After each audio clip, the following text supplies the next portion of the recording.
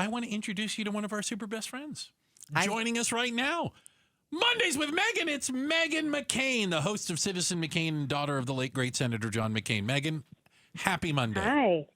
Hi, happy Monday. Nice to meet you, Lady Law. I have not met you before. No. Oh, I'm using that. We need that audio drop from Meghan McCain. I got to use that. I'm low-key fangirling right now. Okay. This is so cool. Thank you for being with us. So you are literally smack dab in the middle of D.C. when we talk about this. So you know of what we speak, that today Donald Trump said he is basically taking over the government is taking over the Washington, D.C. police force and deploying the National Guard on the streets of D.C. How are you taking this?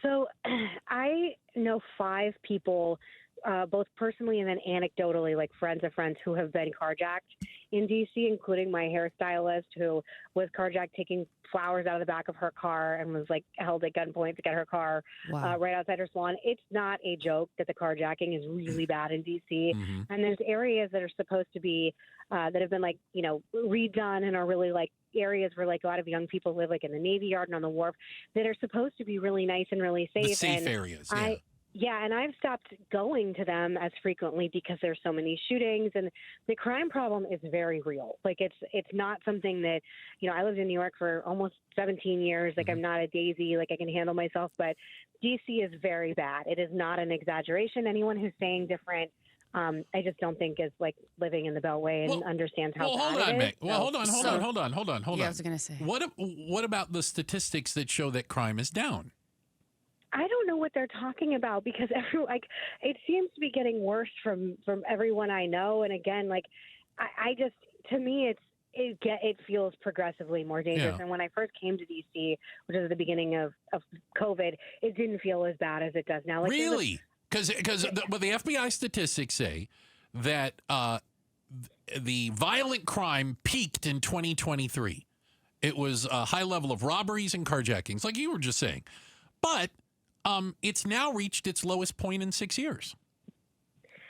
I mean, I think it's personal for Trump because he's obviously living in Washington, D.C., and I'm not mad about it. I mean, I know it'll probably set a somewhat interesting precedent for everyone, but I want the city to be safe for everyone. I'm not like a daisy. I'm not someone who can't handle themselves, but I'm happy that the National Guard's going to come in because I don't feel safe in many places in D.C., and most people I know don't either.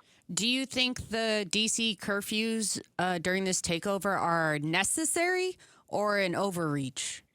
Well, Lady Law, I didn't know there was a curfew. Okay. It's news to me. I apologize. It's news to me. What time are they saying people have to be inside? I saw the little zone for it yesterday, and I think it was areas are going to have curfews. Certain areas have a curfew, and also for certain age groups that curfew. Well, I look at the problem with teenagers in particular, like coming in again to places on the wharf and like swarming stores and swarming people. Like I do know that's like a real issue that's talked about on the local news a lot. Mm-hmm. So, how this will be integrated and how this will ultimately turn out, I don't know. But I'm sorry, Bruce. I'm sure you're against it, but I'm happy there's going to be National Guards around the city because it just sucks. I mean, and again, maybe the data is showing that it's down, but I do know that Washington, D.C. is one of the most dangerous cities in the world. I believe it's actually statistically more dangerous than New York City. Wow. Would a curfew, since you weren't aware, but would a curfew make you feel safer or uneasy? Because people were kind of making comments online, like, I think the cutoff was like 11 p.m. or something like that. And they were kind of like, well, what about the people traveling for work? What about this? What about that? What is the practical application of a... Yes. Yeah. Would it make you feel safer? I don't think I love that as much. And also, there's always extenuating circumstances for why people are out. The curfews didn't work in COVID. There was a curfew there at that time. And, no one I knew, I mean, that time's over. You can't get in trouble now. But, no one I knew abided by it. So they're probably just trying to keep teenagers home. And, again, I don't know. It's always one thing to talk about it on TV and to talk about it in the news. It's a whole other thing to have it actually be enforced. But Trump was also saying on the press conference today that, New York City could be next and Chicago could be next. Well, we know why he's saying that. I don't want National Guard around. We don't need it in all these cities, but, I don't know. Well, I'm not mad about DC. I'm sorry. Far be it for me to interject facts and things, okay? Far be it. Again, according to FBI crime stats, the most dangerous cities in America, by the way, Washington, D.C., doesn't come in the top 30 in the United States. Wow. Number one on the list is Memphis, Tennessee. Violent crime. Oh, I think I knew that. Cleveland, pretty bad there. Toledo, Little Rock, Peoria, Illinois, Springfield, Illinois, Detroit, Akron, Beaumont, Texas, Rockford, Illinois, Evansville. These are all cities of over 100,000 people. Chicago comes in 16th, by the way. So as a big city, it's on there without a doubt. Buffalo, New York is at 23. Baltimore at 26. Las Cruces, New Mexico makes the top 30 at number 29. Wow. So there's a reality to this and there's a feeling to it. And I know that you feel unsafe, but I would just tell you that as far as violent crime goes, dear God, don't go to Cleveland. Yeah, don't go to Memphis, I guess. All I know is that I don't know anybody in D.C., even my liberal friends, who aren't happy about this. Mm-hmm. But you make a very valid point that there's apparently more than 30 cities that are more statistically dangerous than Washington, D.C. Well, and I do think if they're going to focus on D.C., then they should certainly focus at least on Memphis. Well, but don't you think that him throwing in what L.A., Chicago, and New York is it's about punishing blue cities? Yeah, I mean that's the only reason. He's not talking about going to Beaumont, Texas, which by the way has a higher violent crime rate than Washington D.C., New York, and Los Angeles. But everything not going he there. does is political. I'm not surprised. Yeah, and it's also easy to be like, these cities are. And again, I would have to have like a longer conversation with people that know more about this. But I would be curious about like how much money is spent trying to combat crime versus like the crime happening. I do know that Memphis isn't a particularly like financially prosperous city. So I would be curious if like that's one of the arguments that like, because California is the 5th largest economy on the planet and they, I know they have like crime problems, whatever. So I don't know, but I do think this is it's not a slippery slope necessarily, but this is definitely could be the beginning of something that won't necessarily be great for everything, because I do not think it's appropriate to just target liberal cities. I agree with that.